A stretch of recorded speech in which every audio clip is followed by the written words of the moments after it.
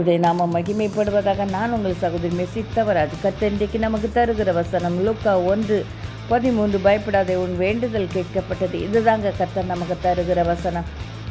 நீங்கள் எத்தனையோ காரியங்களை ஜெபத்தில் கேட்டு அழுது புலம்பி வந்திருந்திருக்கலாம்.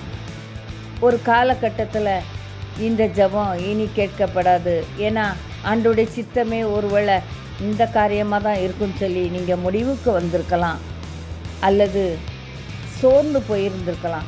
கர்த்தர் சொல்கிறார், பயப்படாதே, உன் ஜெபம் கேட்கப்பட்டது என்று சொல்கிறார். அவரால் கூடாத காரியம் ஒன்றுமே இல்லை.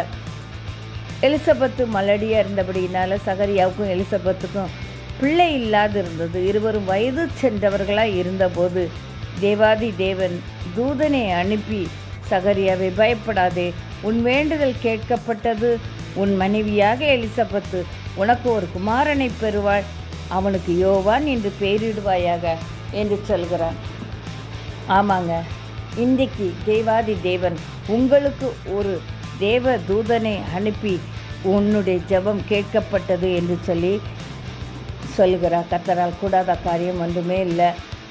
எனக்கு தெரிந்த தேவ பிள்ளை கிட்டத்தட்ட 10-12 வருடமாக குழந்தை இல்லாமல் இருந்தார்கள்.